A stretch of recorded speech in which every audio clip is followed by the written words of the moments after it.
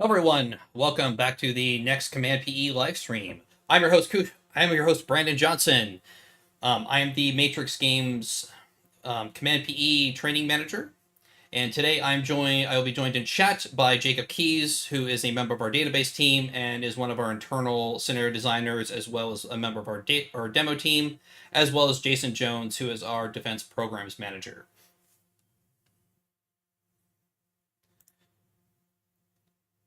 So today we are going to be covering a number of basic things about Command PE, as well as some advanced Lua stuff. We're going to be starting with our basic air kill chain, moving in where we will go from sensing to engaging targets.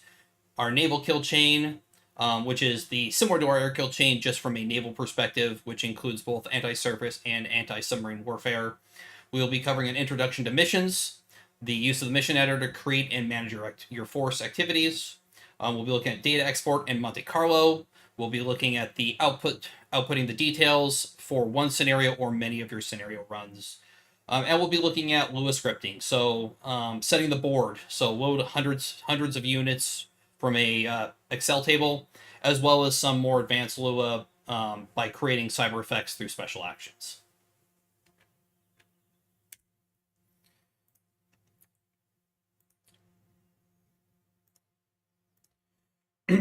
So, for those that may not be familiar with Command PE simulates at the tactical and operational level and is focused primarily on air and naval operations, with limited support for land operations. Currently, Command simulates from the entity engagement up to the operational level while maintaining the same fidelity that we'll show in today's demonstration. An example of the fidelity of Command at the low level: in this scenario, we have just 3 aircraft. We are deliberately using older airframes and systems because when using modern systems and sensors, the kill chain can be significantly compressed. So in this case, we have 2 fighters, an F-15 and F-16 being supported by an E-3B, and we've been warned about a threat from the east, but also there may be neutral or civilian aircraft in the area. So if we look at any of the platforms, we see that they are broken down into their individual components. Having any of these components damaged or destroyed will directly affect the operational effectiveness of the platform. For example, if the engine on the F-15 was destroyed, it would be incapable of flying. If the sensors were destroyed, it would be incapable of finding targets or guiding its onboard missiles.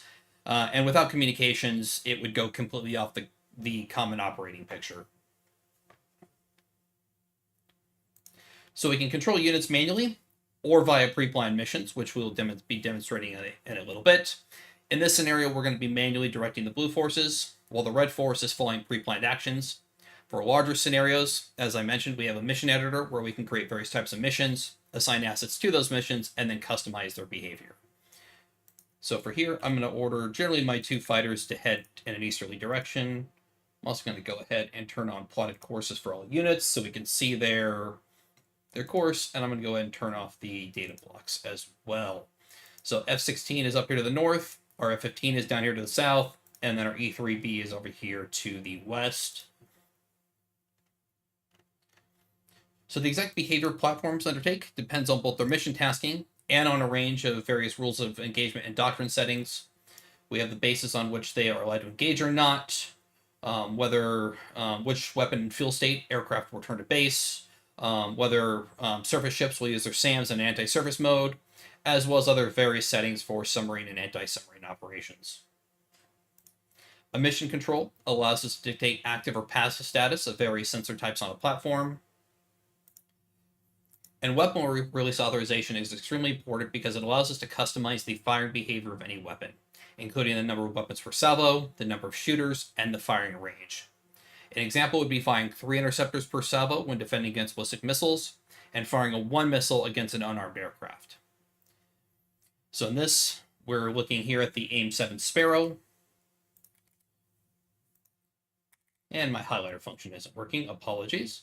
So we're looking at the AIM-7 Sparrow, and what I'm going to do as an example here is currently we're going to be firing against all aircraft at max range, and what I'm going to do is I'm going to turn this down.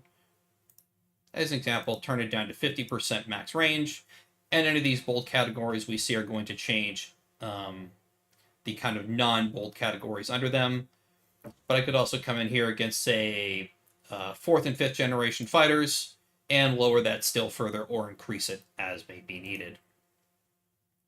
In addition, we have various withdraw and redeploy settings. These are relevant for surface and submarine units, specifying the level of or expenditure of damage, um, specifying the damage limits or the expenditure or loss of weapons or fuel before withdrawal.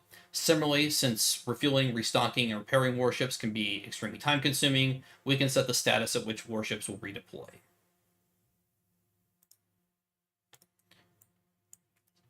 So we're going to, the simulation can run in real time or in any number of time acceleration settings.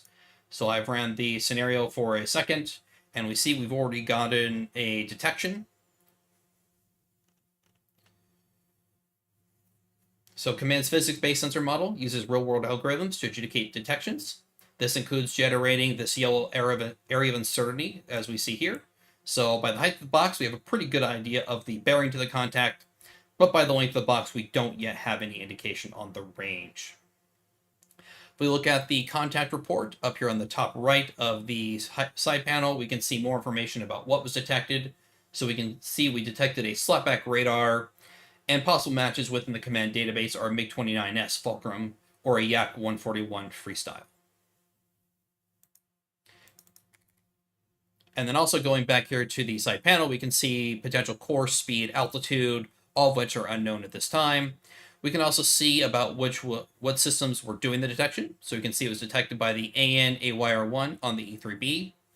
Now, anywhere in the command UI that looks like a hyperlink is a hyperlink and will take you to the relevant entry in the command database. So if I click on the AN-AYR1, it takes us to the E3B Sentry page for the USAF for 1996.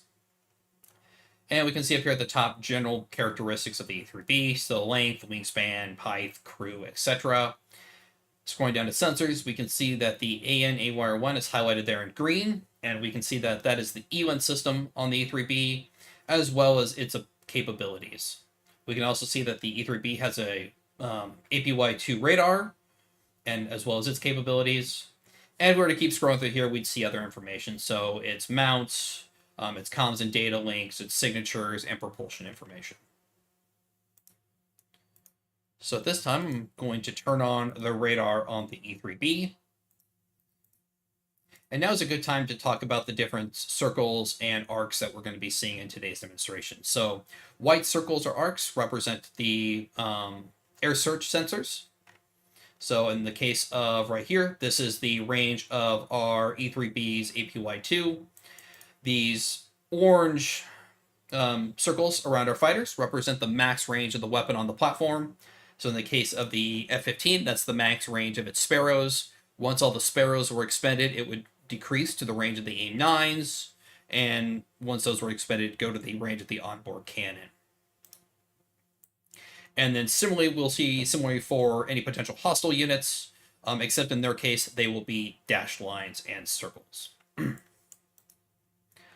So I'm going to run the simulation for another couple of seconds.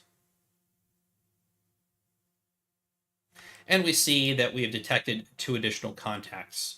Bogey number 2 up here in the north, and bogey number 3 down here in the south. But we can see that we do not yet have kinematic information. And that is because the E3B has a mechanical scan radar, so one hit of the radar is not enough to get us tracking information.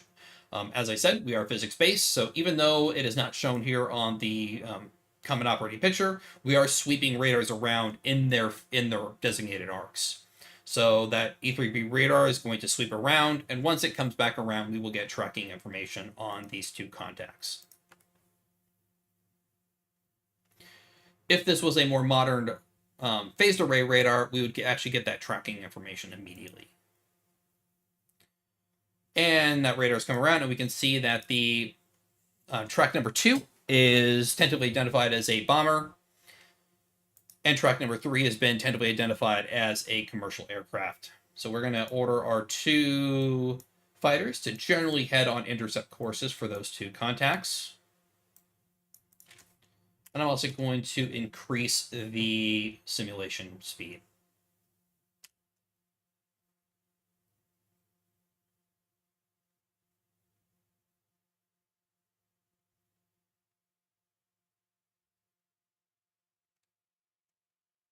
I'm going to keep this scenario here at 15x. Going to fire or double flame modes tends potentially risk running past certain scenario events. We can also see that bogey number 1 is now entered the radar range of our E3, so we are now getting solid tracking information on that as well.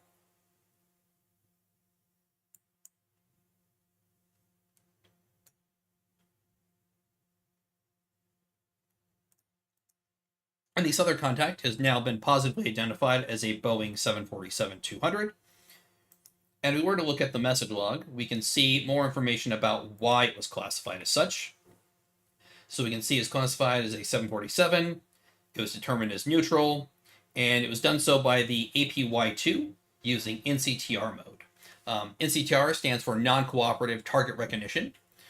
Two types of NCTR are modeled in command. The first checks for the reflection from jet engine blades.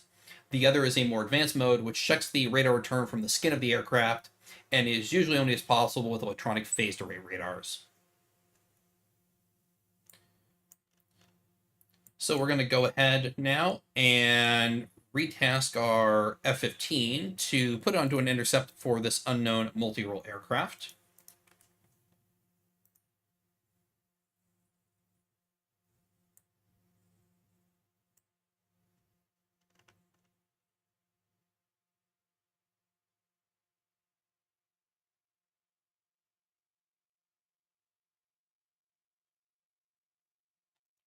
And that northern contact has now been positively identified as a Tu-22 M3 backfire.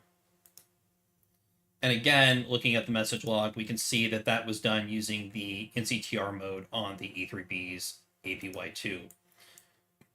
So at this time, I'm going to give the F-16 an automatic attack order to intercept and engage the Tu-22.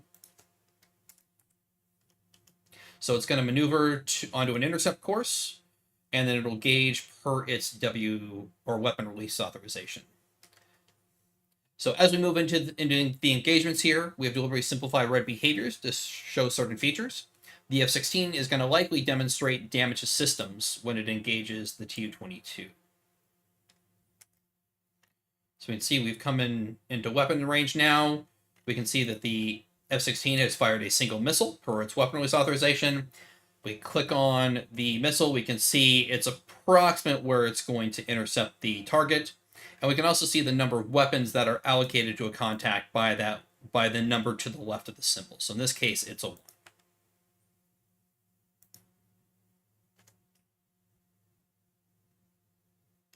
And we got a hit.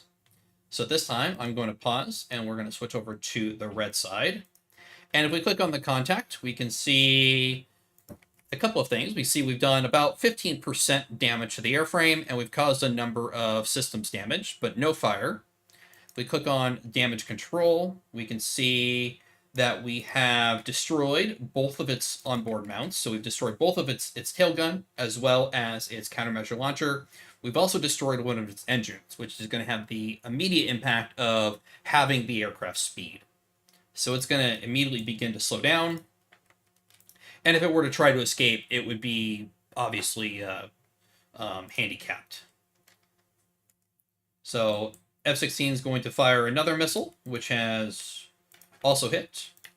And then switching, we can now see we've done about 30% damage, and we've damaged even more systems and sensors. And then we're just going to continue watching the rest of this engagement from the blue side as that F-16 circles back around to re-intercept the Tu-22.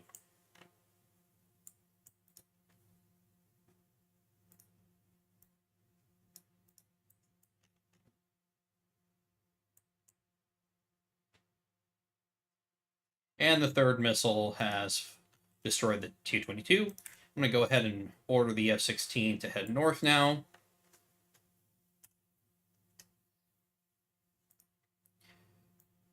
So I will give it away. We are going to identify contact number 1 here as a MiG-29 shortly. And what we're going to demonstrate here is we're going to showcase missile kinematics and TAC view integration. So TAC view is a third-party 3D viewing program So even though command is displayed as a 2D map, it is a 3D environment. But we can better visualize that here in TAC view. So we're going to click on the F-16. I'm going to go ahead and just give it an attack order now. We can see we've also now designated that as a MiG-29. Similar to what we just saw with the F-16, our F-15 is going to plot a course to intercept. In this case, what we're going to see is, because it's firing Sparrow missiles, which are semi-active radar homing, which means that they require guidance from their firing platform, the F-6 or the F-15 is going to fire it, and then it's going to try to slow the rate of intercept while keeping the MiG-29 within its radar cone. As for the missiles, we're going to see them loft up to somewhere between 60 and 70,000 feet, and then they will begin diving down onto the MiG-29. Remember, we are firing at half range for all of our weapon release authorizations, so even though this range ring shows max, we'll still say max range regardless of what the WRA setting is for, and that's in case we decided to manually allocate weapons. So we can see we fired 2 Sparrows. We can see that they're climbing up. We can see the MiG-29 has detected at least detected the fire control emissions. Missiles went up to about 52,000 feet. They're now diving down slowly into a glide now that their propulsion is cut out. We're also seeing that their speed is decreasing as drag takes effect.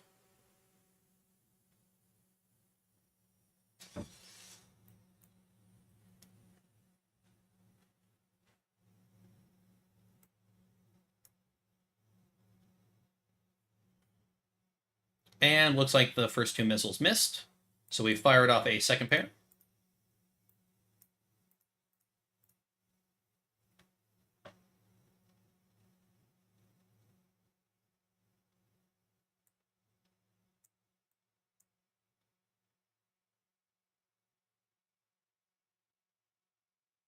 And it dodged that pair of missiles as well. So now our F-15 is going to maneuver in to engage with its own Sidewinders.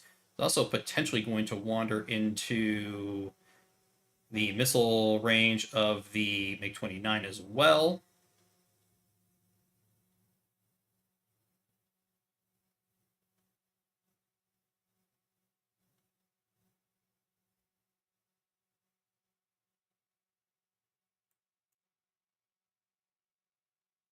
And we got a hit. And the 6th missile, I guess, finished off the MiG-29.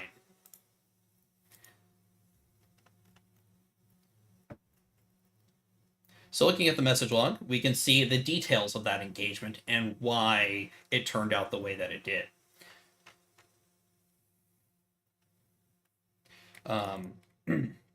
So we'll take one of these, and we can see here, this is one of the Sparrow misses. We see that we had a base pH of 80%. Let me back up a second. So air-to-air engagements in command have 3 distinct phases. In the first phase, chaff, flares, tow decoys will attempt to seduce incoming missiles. If that fails, in the second phase, defensive ECM will attempt the same thing. And then in the third and final phase, assuming the missile hasn't been seduced, in the first 2 phases is the missile engagement versus the target platform. So we can see here that we had a number of successful defensive engagement or defensive countermeasures, as well as some failures. So we had chaff failed to decoy missiles. We had a successful jamming attempt. And then we actually had the missile miss. So we started with a base pH of 80%. We then apply several different modifiers to that initial pH based on the current state of the target aircraft. So agility, altitude, crew proficiency, angle of attack, all may result into the reductions to that pH. So we started with 80%. After all those modifiers, we had a final pH of 70%. We then did our dice roll, which in this case was a flat 100, which resulted in that miss. And if we were to click through here, we'd actually see more details of the different engagements. And if we go and look at that hit, we can see that in this case, started with a base pH of 90%. Modifiers reduced it down to 4, so 91. And then our die roll was a 45, which in this case resulted in that final hit that destroyed the MiG-29. Something to keep in mind is that command is completely stochastic, which means every time there is a dice roll, it is going to be different. There is no random seed that you can save to restore a run. It's always going to be a different dice roll.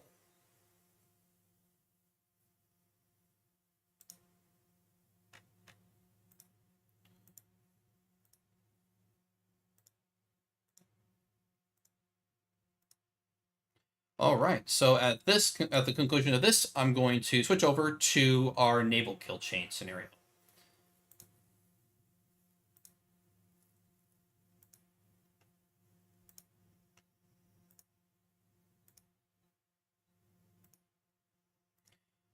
However, before I do so, let's go ahead and look at the exports from that particular data run. Never mind.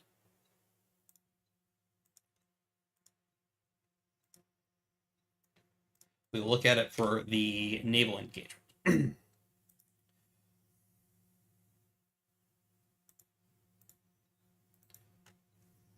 So we've already seen what command looks like from the perspective of an air engagement. What we're going to see here is the perspective from command from a naval perspective. So in this case, we have the USS Constellation. It's the US Navy's next generation frigate. It's escorting the LHA USS America, and they're being supported by an RC-135 rivet joint providing ELINT support. The Constellation has two MH-60 helicopters configured for anti-submarine warfare, and the LHA has two MQ-9 Sea Guardian UAVs.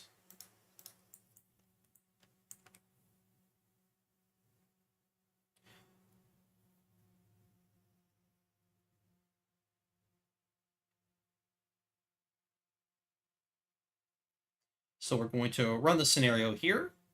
We can see our RC-135 is flying a course, and after a couple of seconds, we have detections on 3 contacts. Again, similar to what we saw in the air kill chain, that we have a good bearing to each of these contacts just via the ELINT, but we don't yet have any range information. So to get that range information, what we're going to do is what I'm going to do is launch one of our MQ-9s, and then we will use its onboard radar to try and precisely locate these 3 contacts. But while we're waiting for it to take off, we can see that the RC-135 is refining its position and its bearing to the location. So there's our MQ-9. As it climbs up to altitude, we're going to open its sensors page and turn on its radars. So something different we're going to see here is yellow circles and arcs, and what these represent is surface search sensors. So we can see as it climbs up, it's already positively identified 2 of those contacts as neutral commercial vessels, one being a container ship and one being an ultra-large crude carrier.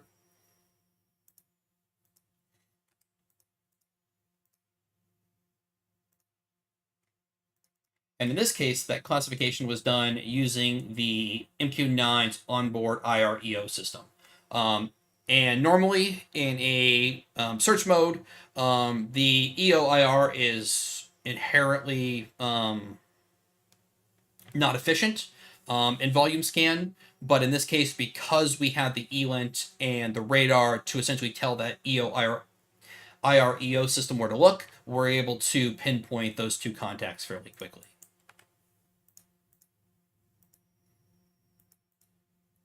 What still remains unknown is contact number 3, which, although we don't know what it is, we know it is a guided missile patrol craft. If we click on it, we can see some of what we saw with the MiG-29, that this could belong to any number of ships, anywhere from a Libyan naval vessel to a PRC vessel to potentially a Turkish vessel as well. So this could be any number of vessels, so we're going to have to refine that particular contact before we can engage it. Also at this time, I'm going to go ahead and turn on the radar on the Constellation as well.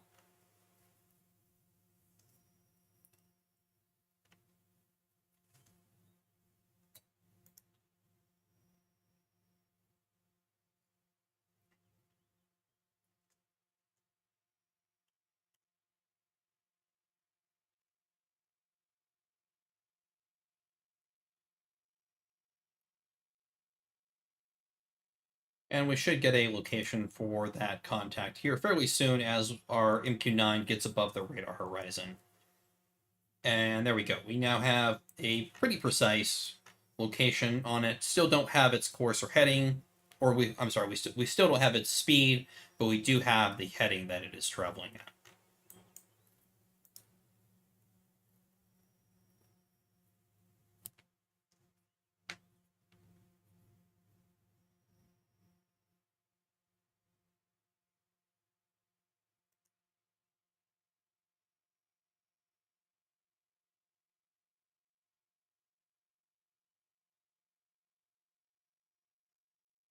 Let's speed this up a little bit. All right, so we've sped a little forward, and we've now classified that contact as a Type 22 Hubei class missile boat. Again, that was done using the IREO system on our MQ-9. So we're going to position our MQ-9 to continue to track the target. I'm also just going to head and kind of plot a course for our RC-135 here.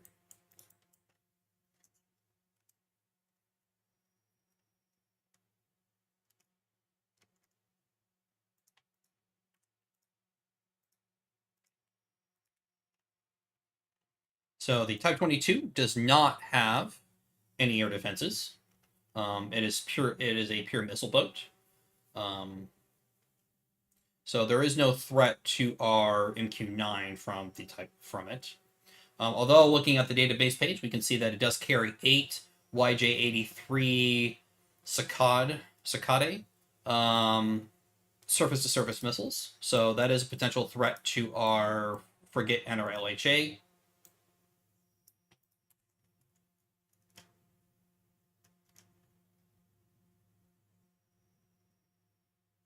Okay, whoa, that was really fast. And we fast forward. We have detected incoming missiles heading for our frigate and our LHA. Apologies there, I sped a little bit fast it. And opposite of what happens for air-to-air engagements, defensive engagements actually happen in reverse. So in the first phase of a defensive engagement, incoming missiles will attempt to engage the contact or engage incoming munitions. If that fails, then we go on to the second phase, which would be chaff flared and tow decoys, and then third and final phase. And the third phase would actually be our ECM, and the fourth phase would be the actual missile engagement versus the ship. So in this case, we are firing SM-2 MR missiles at the incoming missiles. And unfortunately there, I sped through most of that engagement. But if we were to take a look at the message log, similar to what we saw for the air-to-air engagement, we had a base pH, and then in this case there are no modifiers. So we had a base pH, we had a final pH of 90%. We did our dice roll. In this case was an 82, which resulted in a hit.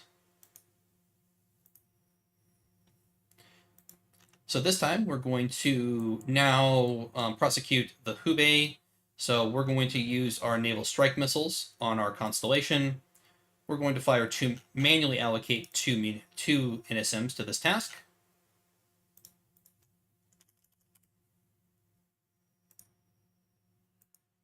And our SM-2s will continue to travel until they run out of energy. We've now fired 2 NSMs. We can see that they are now heading towards the Hubei.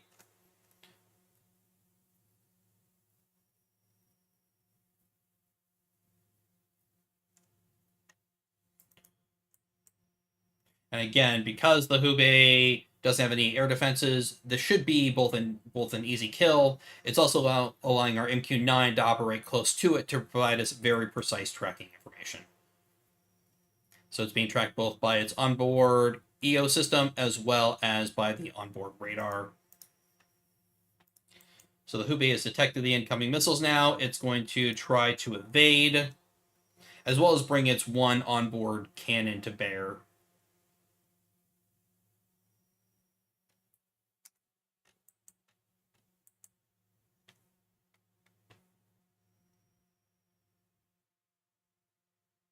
And we can see that both missiles have hit the target.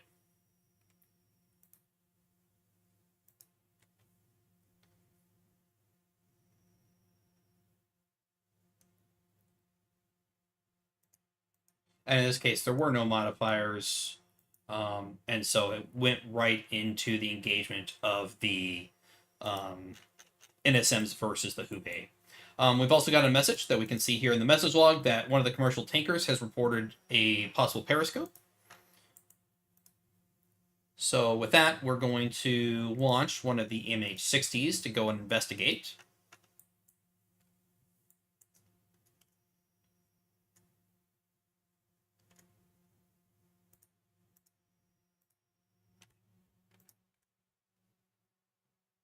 Now for this particular ASW engagement, I'm going to be manually dropping sonobuoys and conducting the engagement, but we could also set up both a anti-submarine warfare strike mission or a ASW patrol mission and order the MH-60 to conduct this mission automatically.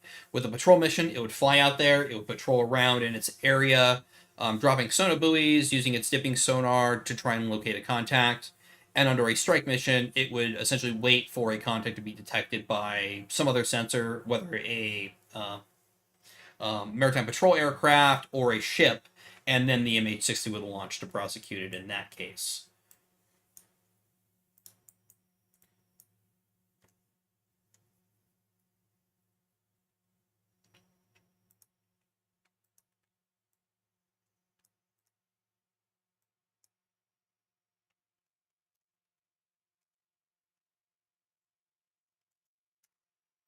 So as we move into the engagement area, I'm going to be dropping both active and passive sonobuoys, both above and below the layer. So we're going to we've dropped one buoy, and we can see that it is a passive buoy by the P in the middle of the symbol, and it is above the layer by the little caret above.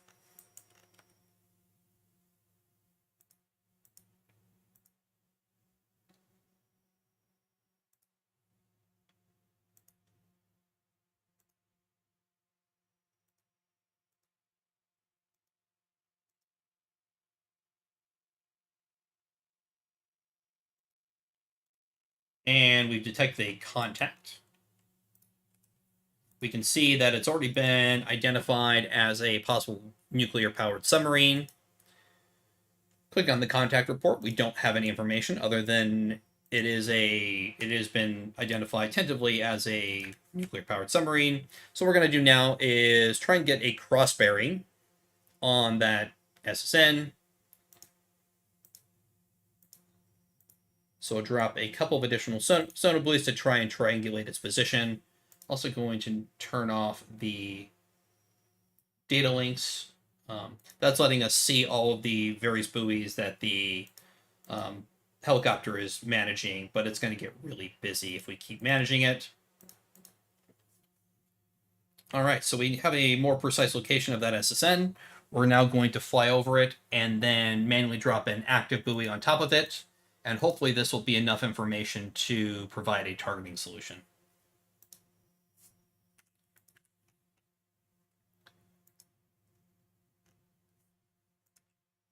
And there we go. So what I'm going to do now, I'm going to manually mark this as hostile because we know there are no friendly submarines in the area. And I'm also going to give our MH-60 an automatic attack order. So it's going to maneuver to within firing parameters of its Mark 54 lightweight torpedoes. So it'll fly out, circle back in, and then it's going to fly in. And so we've actually now identified that submarine as a Victor 3 nuclear-powered submarine. So our helicopter is now flying back in, and then once within range, it will engage with a single Mark 54 per its WRA. So you can see it's fired a single torpedo. Also going to manually drop a buoy below the layer, in case the submarine detects the contact. We want to be able to track it if it goes down below the layer.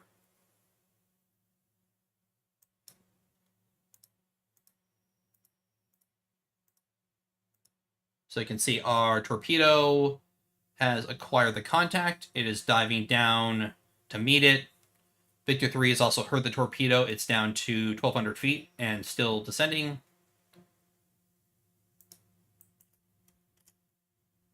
And then I'm going to speed this up because a stern chase is a long chase. I was going to manually take control of that image. 60.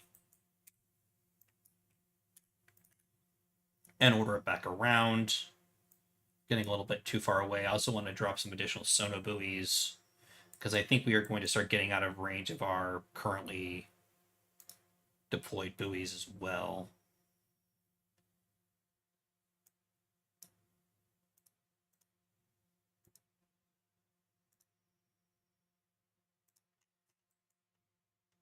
And we have a hit. So if we switch over to the red side, we can see over on the right side panel, if we click on the Victor 3, we can see that we have done a large amount of damage. We've done about 80% damage to the hull, damaged almost half of its systems, caused a huge fire, as well as major flooding. So I can tell you right now that we actually do not have to actually prosecute this Victor 3 any further. That fire and flooding is actually going to be fatal because it is actually going to be over the capacity of the Victor's self-repair capability. But we're still going to take a look at the damage we did to the systems. So we've destroyed some of its torpedo tube, damaged some other systems. But again, more critically, we've actually destroyed its nuclear reactor. So its propulsion, it is now dead in the water, and it's going to actually attempt to surface. But regardless, we're still going to go ahead and engage with our MH-60 with its final torpedo.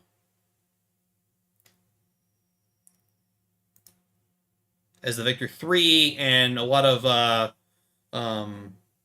Russian subs in particular are actually known for having SAM systems on their submarines. So it is best to get our helicopter out of the area. And our second torpedo has finished off the Victor 3.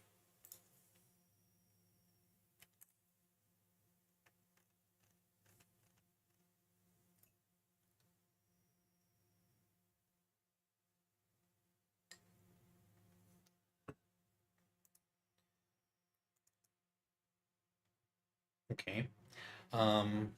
Not sure why data is not being exported here. Oh, oops. My apologies. I was attempting to export data and I forgot to actually start exporting data. We'll actually look at some sample data exports here in a couple minutes anyway. All right, so now with both of our kill chains completed, let's go ahead and move on to our introduction to missions.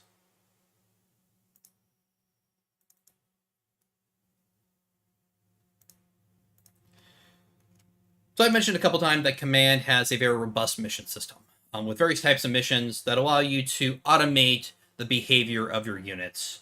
So what I cover here is a very short PowerPoint, and then we'll go into a short demonstration scenario.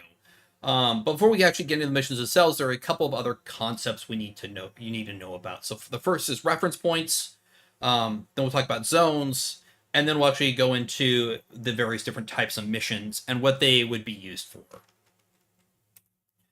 So reference points, these are markers that can be placed on the map. They're used to define mission areas, objectives, marking locations. And then zones, these are created with reference points. There's 4 different types of zones. There's mission-related zones, so landing beaches, no navigation zones, so units physically cannot enter an area, exclusion zones. If a unit enters the defined area, the side posture towards that unit will be changed. And then there's custom environmental zones. We're primarily interested in mission-related zones today. Important to note is that reference points and the relative zones can actually be made relative to a unit. So, for example, if you have a combat air patrol mission with its reference points, they can be relative to a carrier group or a surface action group, and then as that group moves, that patrol station will change. So we've talked about missions, but what are missions? So missions are ongoing AI behavior for units, and missions can inherit doctrine from both the side level as well as have their own mission-specific doctrine. So there are a number of different mission categories. on what type of mission you are planning to execute, and each category has a unique purpose. So the first, what we're going to be primarily talking about today is missions. These refer to your standard missions that various units can be assigned to, and these are generally one-off style operations that can be continuous. There are also task pools and packages. These are used primarily for larger scale operations where you're trying to coordinate different things. So you could have a task pool, and then basically the package within different packages within that overall task pool. For example, attacking an airbase may have a seed element, may have a cap element, as well as a strike element, for example. That's more advanced than what we're going to be getting into today, though. So there are seven types of missions, but there are three that are primarily going to be the ones that use all the time, and those are strike, patrols, and ferry missions. These you will probably use almost continuously, whereas ferry, mine clearing, and cargo are more situational and not as frequent. So strike missions. These are attack missions with specific or categorized targets and defined attackers. This mission type also includes air intercept missions. Aircraft at air bases and naval units at ports will sortie on a strike mission and then return to base when the target is destroyed. As I like to describe it very simply, they're going to go somewhere, they're going to do something, and then they're going to return to base. They're not, when they go somewhere, they're not going to stay there like you'd see in a patrol mission, which we'll get to here in a moment. Importantly is that strike missions do not utilize reference points. And the patrol missions are kind of the opposite of strike missions. They're a go somewhere, stay there, do things, and then when certain criteria met, return back to base. Patrol missions are defined by reference, or have mission areas that are defined by reference points, and units will stay on patrol as long as their fuel is sufficient and their weapons fit the patrol settings.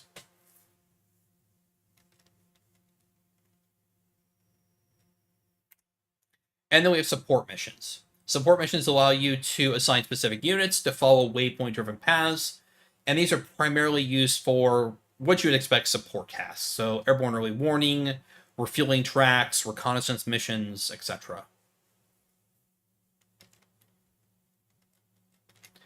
Next, we have ferry missions. These transfer air and naval units from one location to another. The destination of a ferry mission is always a unit, facility, or base that can house the unit. This can both include friendly and neutral air facilities. Ferry missions are highly useful for simulating civilian air traffic or escape missions like the Iraqi Air Force flights to Iran in 1991. Mining missions are defined in terms of area by reference points. In this case, we're talking about dropping sea mines. So units assigned to this mission will place mines randomly within the defined area. They must be capable of deploying mines and must have mines available. On the opposite side of that, we have mine clearing missions, and these are what you would think. These are assigning units to go into an area and look for mines, and then if a mine is located, then to try and neutralize it. Important to note that not all mines are sweepable. And this only units equipped with mines with sweep mines can do so, or that are equipped to sweep mines can do so.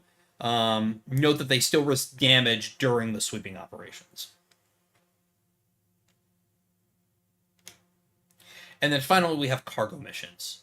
And these come in two different types. There are delivery missions as well as cargo transfer missions. A cargo delivery mission is a zone defined by reference points on the map, and this type of mission will unload cargo into action for use in the simulation. So unloading tanks onto a beach, dropping infantry from aircraft into a landing or into a drop zone, delivering fuel and ammo and creating a supply depot on the map. And then we have cargo transfer missions, which is going to move cargo from one point to another. So from one airbase to an airbase, a port to a port, support facility to an airbase, etc. Cargo is not unloaded onto the map, but moved from the starting cargo source into transporting units that are assigned to the mission, and then transported to the destination where they're moved into that unit's cargo.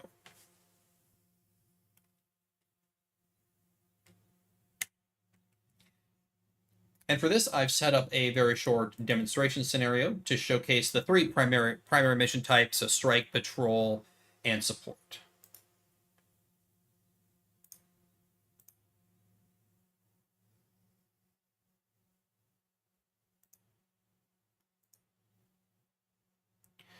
So for this scenario, I have set up 3 missions.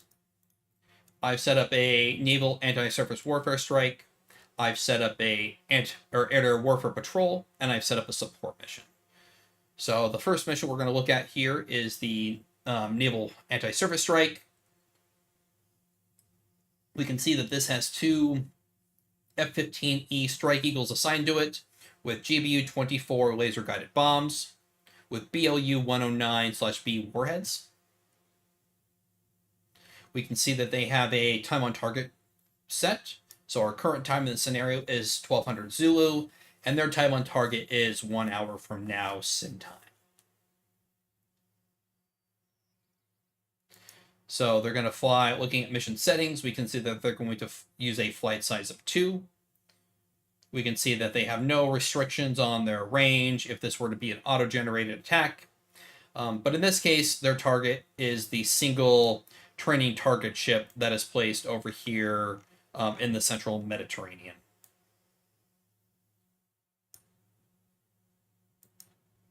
And then kind of discuss this, but doctrine can have 3 levels. They can be defined on the side level, the mission level, or the unit or group level. So in this case, we have a mission WRA setting to fire 8 of our GBU-24s from enough units to fill that firing quantity. So considering that both of our F-15s carry 4 weapons, that's going to be all weapons from both of our units. We can also see that selecting the contact, we can see which WRA setting that it's actually falls under. So this particular ship falls under the 1,500 to 5,000 tons. So corvettes or frigates and corvettes. The next mission we're going to look at is our anti-air warfare patrol. And we can see that it has a patrol station of 2 reference points. The mission has 4 F-15C Eagles assigned to the mission. We can see that the simulation is going to try and keep 2 aircraft on station at any one time, and our aircraft are going to fly in flight size 2. So out of our 4 aircraft, 2 should be on station most of the time. With only 4 aircraft, if this were to run for long enough, it's potential that we would see not 4 aircraft on station, or even no aircraft on station, as weapon reload times and stuff like that came into play. So we can see its patrol station. We can also see this outer circle here, and that is known as a prosecution zone or prosecution area. And what it means is that our aircraft are going to patrol between these 2 points, but anything that comes into this wider red circle, they're going to move to identify and potentially engage. We can see the different settings for its altitude and throttle. So we can see that they're going to transit, station, and attack at 36,000 feet. And then finally, we have our support mission. So this has 3 KC-46 tankers assigned to it. And in this case, we are going to try and keep one of those 3 aircraft on station at any one time. And they are going to patrol between these 2 support 1 and support 2 reference points.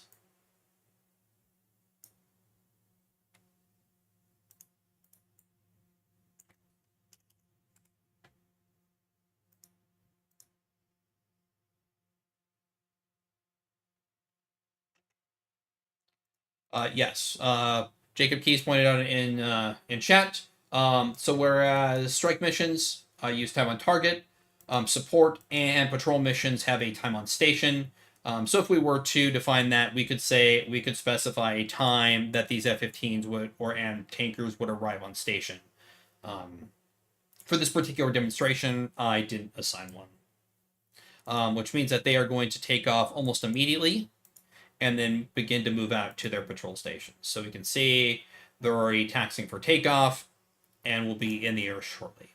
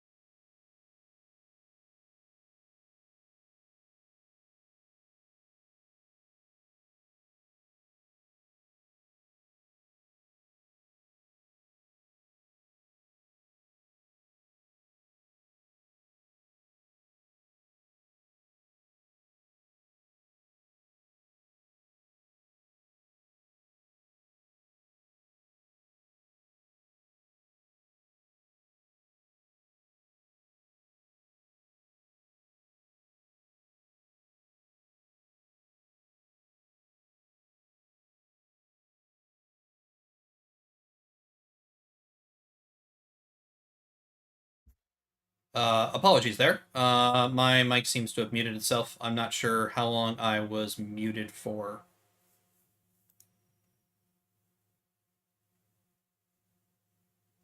Sound check.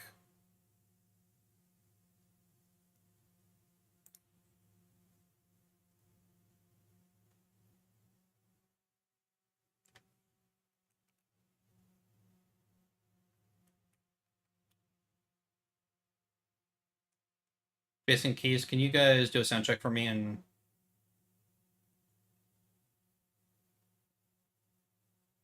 testing? Okay. Apologies. I don't know when I lost audio or why my microphone. You can hear me? Okay, thank you.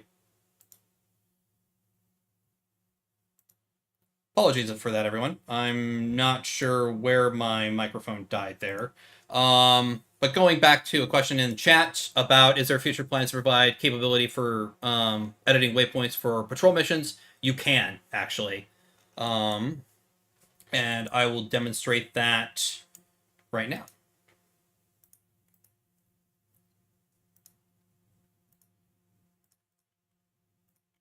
I'm going to change our units on station to 4. I'm also going to provide a time on station just for demonstration purposes. Let's give it 1300 as our time on station. We can see now that our create or update flight plan buttons is now editable, so we can click on it. We click on the new flight. We can go into the flight plan editor. And from here, we can see that it's now highlighted in green. And just like strike missions, we can drag these around to create their ingress or egress routes as required.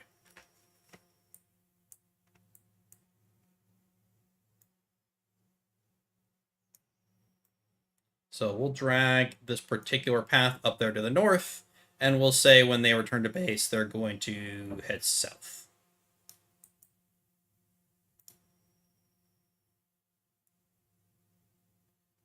Okay, I'm actually past our Yes. It's just because I've set a time on station and they can't actually fulfill that or the takeoff time to arrive on station. They're still going to take off. They should still follow the plan as, or their flight plan as necessary.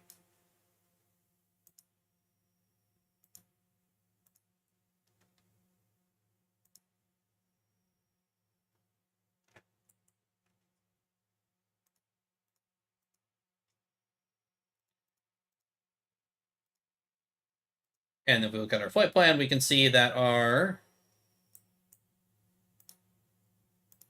F-15Es are now airborne and following their own ingress towards the target. Not sure why our... Let's just say 1330 and see if updating the flight plans will fix our path here. So ingress north, egress south, and takeoff time is 1309.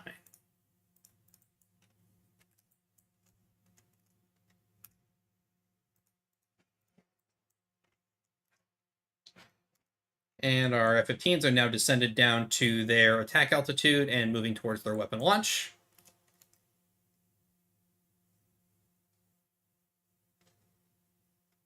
And engage with all 8 of their GPUs, and sticking around to guide their laser guided bombs before returning back to base.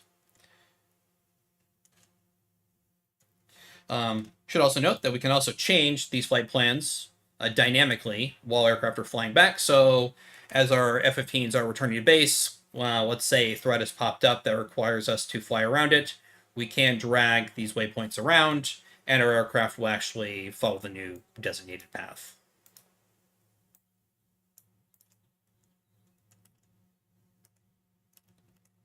And there goes our 2 F-15Cs that we assigned the patrol path to, and we can see they're flying up north, flying down south, and then flying to their patrol station.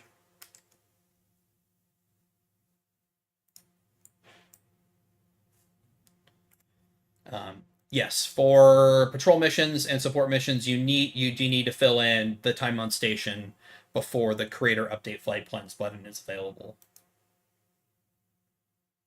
So if we were to select our support mission here, we can see that it's grayed out. We can't click on it. But once we were to assign a time on station, we can see it's now available. And if we clear that out, it's going to be grayed back out.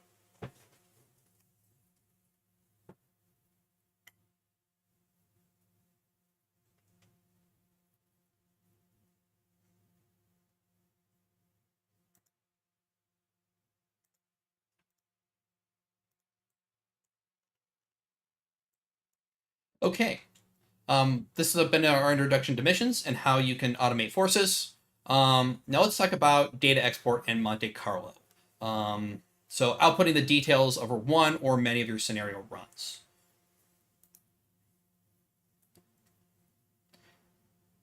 And for this, I'm going to load in. So this is a sample use case scenario that we have done.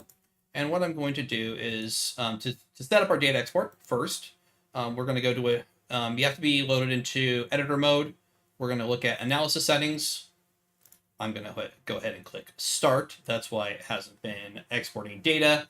And we can see the different data types that command exports to. So command exports all the open source formats. So CSV, XML, MS Access, SIMDIS, TACView, SQL Server, and SQLite.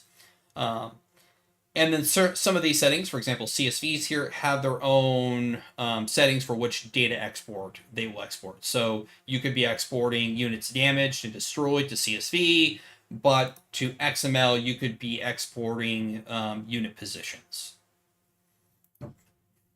So just going to be working with CSVs today, and we can see that we are currently exporting to units damaged, units destroyed, and we're also going to look at the weapon endgame as well. So we'll set that to true.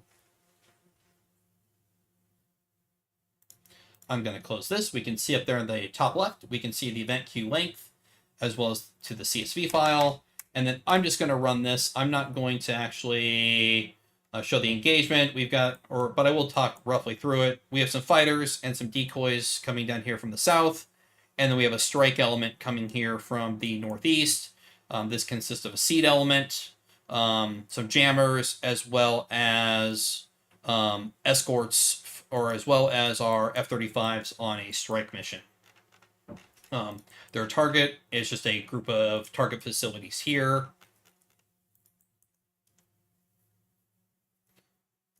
But the engagement really isn't the important point that I'm trying to demonstrate here, so we're just going to run this here at flame speed.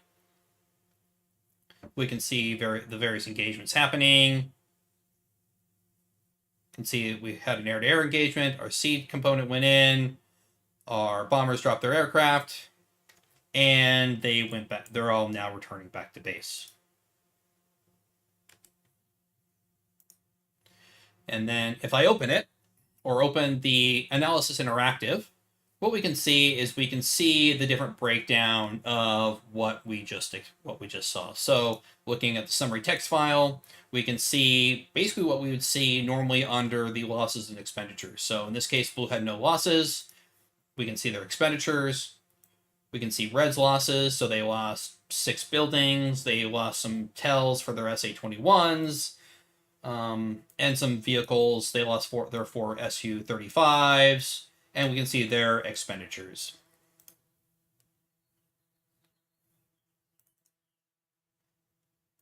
And then if we were to look at, we'll take the units destroyed here.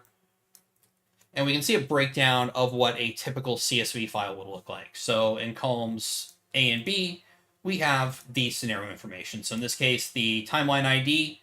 This will be important when we run a Monte Carlo. We can see the scenario time. Column C is the unit information. So this is the unit that was destroyed. We can see that's its unit ID. We can see the unit name, what type of unit it was. We can see the side that it belonged to, and then we can see the reason that it was destroyed.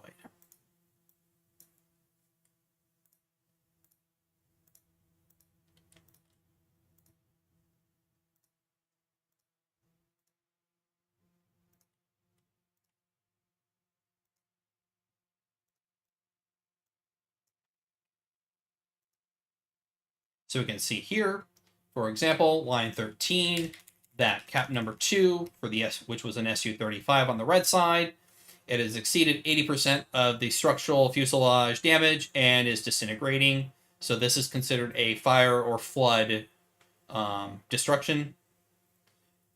Versus the line above that, we can see it was an A-120 on the blue side that was destroyed through an interaction with cap number 2. So an impact or detonation.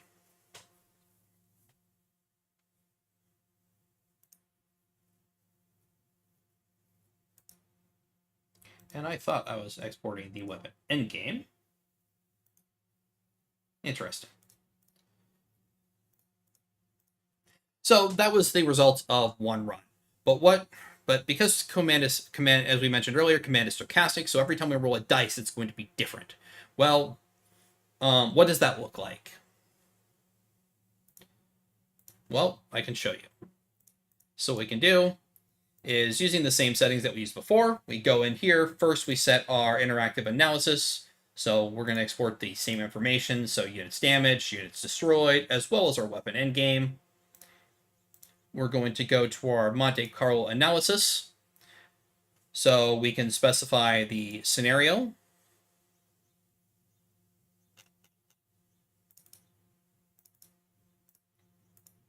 We can set how many iterations we're going to run.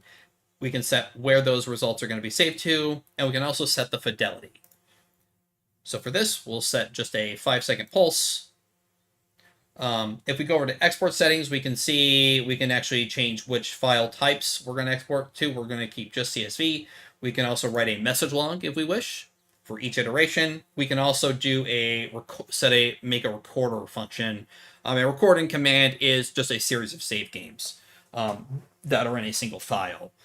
So if we wanted to record the Monte Carlo, we could actually then go back and kind of visually go to certain points within that iteration.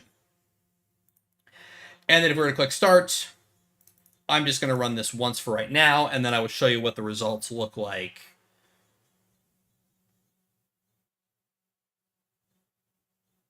So we're going to let this run.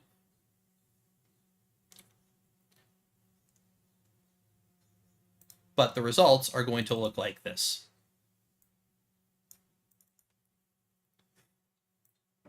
I'm just going to import that. And what we would see, if I can find my file, is something like this. We would see the different iterations of our scenario. So in this case, strike one, baseline. This case, I ran 10 iterations. We have the summary for each of those 10 iterations. So as how many losses did blue take, what was their expenditures, same thing for red, as we just saw with the interactive analysis. And then under each of these iteration files are actually the weapons damage destroyed end-game files, as well as a scenario end state XML file. And these are what we can go and actually go back and analyze and see the results of each of those different runs.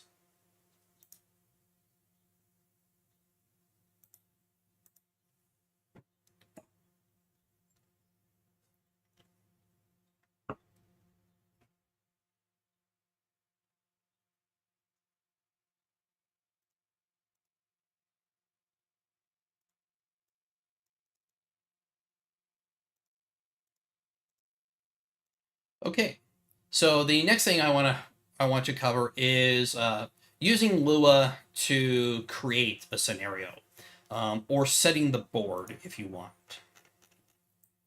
So I'm going to start. I know this is a blank scenario, but I'm going to start with a completely blank scenario.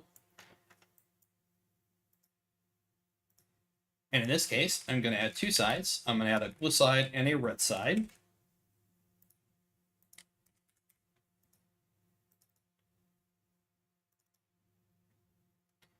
And then I have this particular Lua file right here.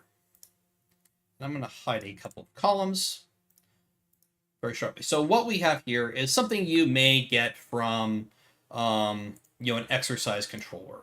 You would get a side the unit belongs to, you'd get a name, and you make, in this case, we have the name of that airbase. What we can do then is we can then apply, basically get the information that command needs to create this unit. So in this case, we have a number of different air bases. We have the database ID, what type of unit that is, the latitude and longitude of that unit. And then what each of these columns, what happens to each of these columns is over here in column I, they all get concatenated into a single Lua function. So a set edit add unit, the side, we can see it's a facility. We can see, if I click into this, we can see each of the different information that this column is pulling. So we can see it's the blue side, the 18th AEW, we can see the database ID, the latitude and longitude, the heading, all of that has been concatenated into this add unit function. And I can take this function, I can copy it, and then within the Lua console within here in command, I can paste it. And within a short couple clicks, I've created every airbase within this particular scenario. Similarly for ships, so what we just saw for aircraft, or not for aircraft, but for facilities, we now see here for aircraft. So we can see its side, we can see it's a ship. The reason the type is in here is because there's also some submarines in this list. We can see the name, database ID, again, it's latitude and longitude. And I can copy this entire column here.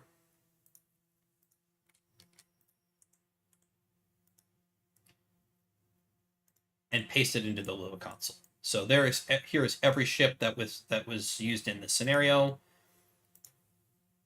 And same thing for land units.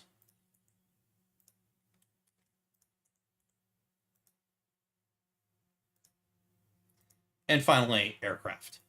Aircraft add one new function, which is a loop.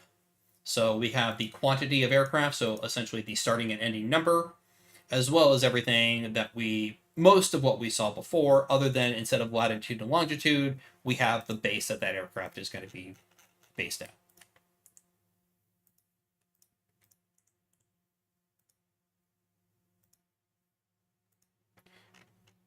And so here, if I turn off God's Eye, we can see that within a couple short clicks, I have set the board for this South Pacific or Western Pacific scenario. If I zoom in, we can see the different blue naval surface groups. If I click on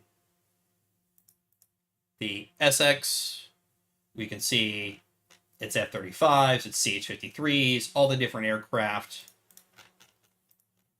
Same thing for the air bases.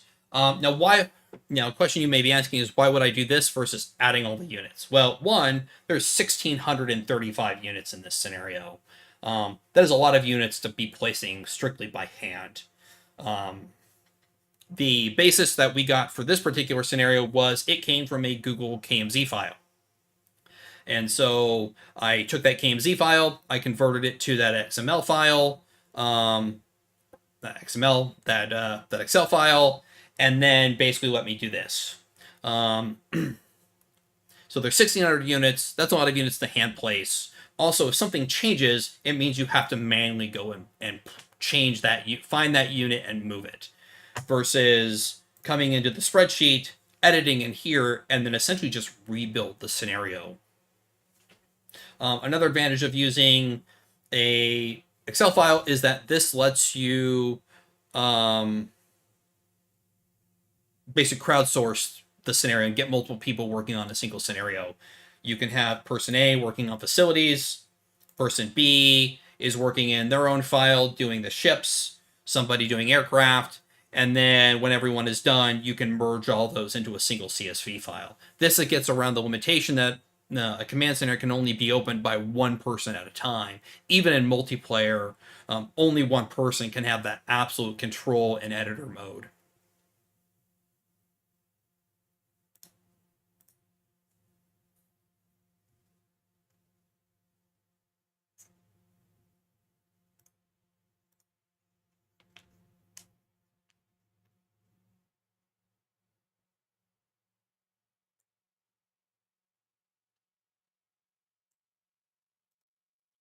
And then finally, we're going to move into some advanced usage of Lua.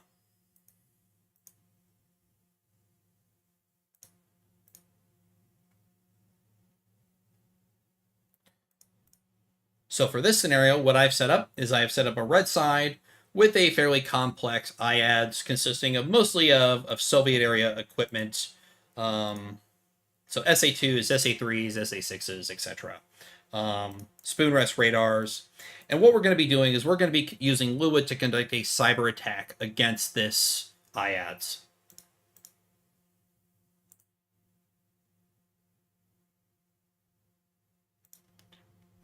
Now, I'm not going to go too much into the scripting, but I do want to briefly touch on it. So for the attack function, what we're going to do, and I've opened it up here in Notepad, which is what a lot of people potentially would be editing with. Personally, I use VS Code, but Notepad is built into every Windows system.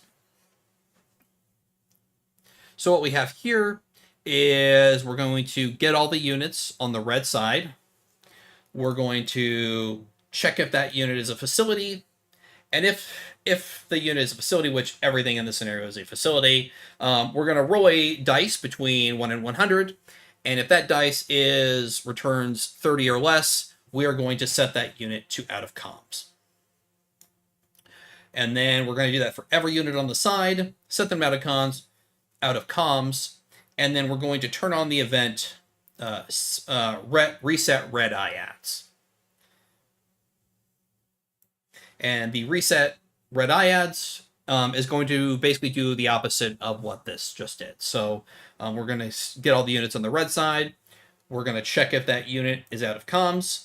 And then we're actually going to roll a dice to see if that unit comes onto comms. And why would you roll a dice to see if a unit comes on or comes back onto comms? Well, if you look at most cyber attacks, things don't just magically go off and then come back on again. It takes time for things to come back. So this would be a way to simulate that effect.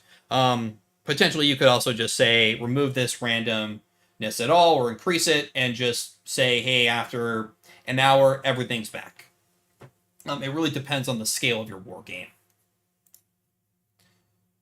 And so what I've done is I've set up a special action. Now, special actions are user-created or user actions that call on a script. So here, I've set it up to conduct a cyber attack against the red iads. We can see that script that I just showed. And looking at the special actions button, we can see that the player would have the option to execute this. You could have this, you could have multiple different actions. You could have this be something that is a one-time use, or it could be repeatable. So if I execute that action, so looking at it from the blue perspective, we can see we don't know if we were successful or not, or which units are out of comms. But if we switch over to the red side, we can see that a number of units are now no longer reporting what they detect or engage to the common operating picture. So if this SA2 guideline here is now resorting just to its own onboard radar, it's no longer receiving information from any of our early warning radars on the side, and anything it detects isn't being passed back as well. Potentially, it could also be engaging on its own, and we wouldn't know until it comes back online. And then I've set up that event to reset the red iads. So this is a repeatable event. And this is going to fire every 5 minutes for demonstration purposes. It's going to fire that reset red iads function to slowly turn, basically, in theory, turn these units back to back onto the grid. So we'll run this for 5 minutes.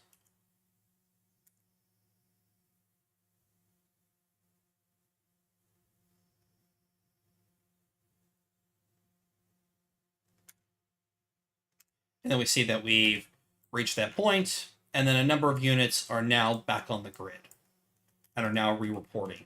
And we just keep this running, we'll see every 5 minutes, this is going to keep clicking, and some units will come back on until eventually everyone is back on the grid.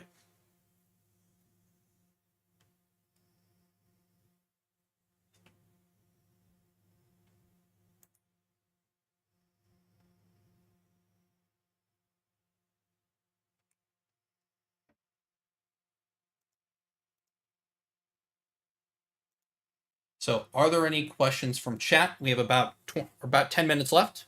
So are there any questions from the chat?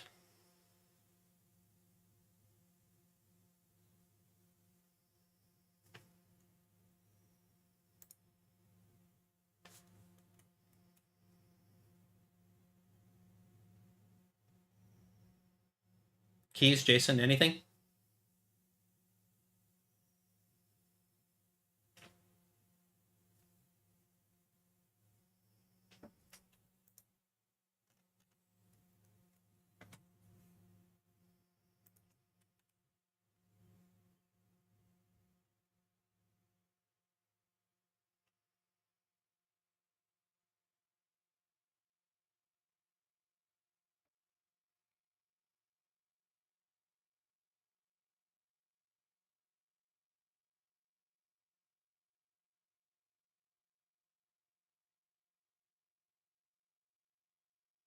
I'm just going through chat, checking to see if there's any questions to follow up on.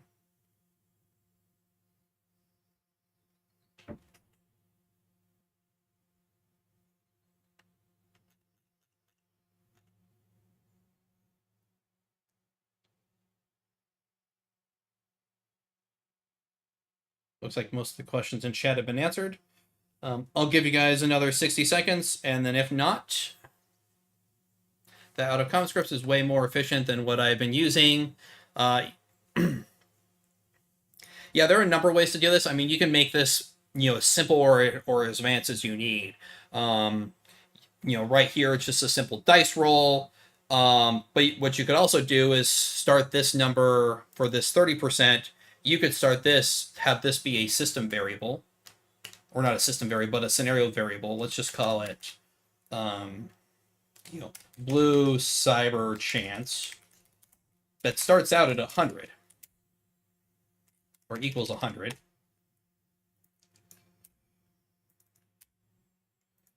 And then at the every time this event fires, we're going to reduce that by 30. So whereas this starts out as a 100% chance, every time they run an action, it's going to reduce that by 30. And so over the course, if you run this action or different actions multiple times, eventually you're going to reach a point where the enemy has essentially hardened themselves against your effects.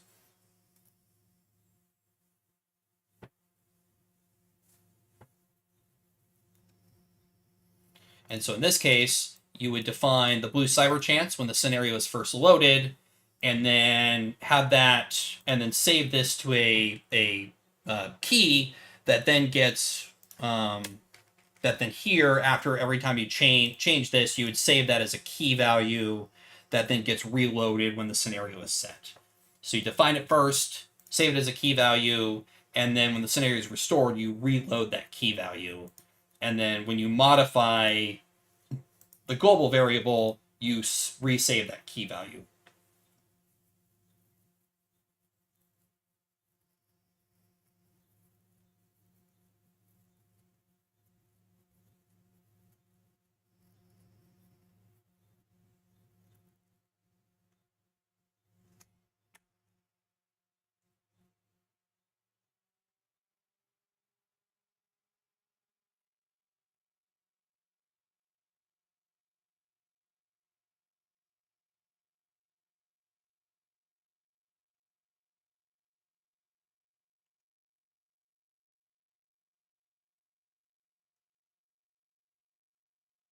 Yeah, I personally use VS Code.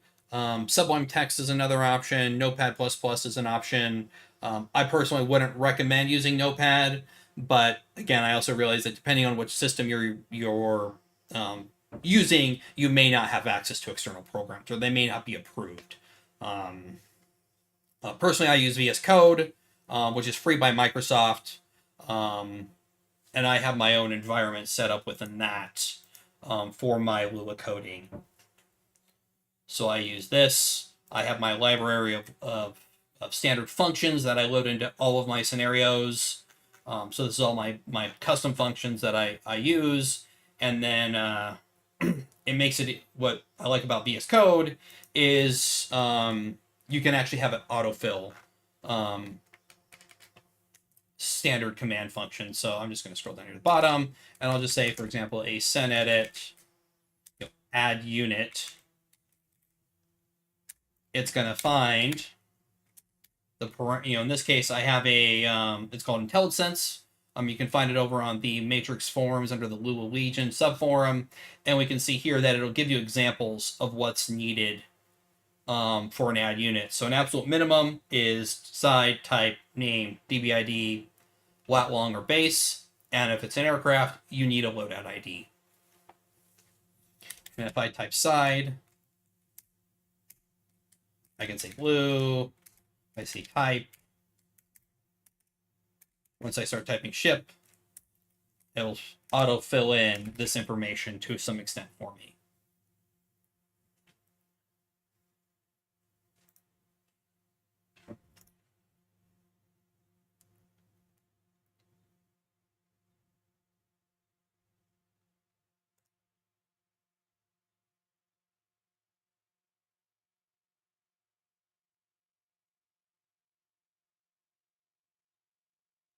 All right, if there are no other questions, thank you everyone for joining us today. I hope this was informative.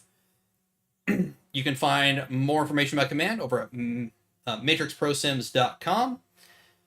And I hope you all have a good rest of your day.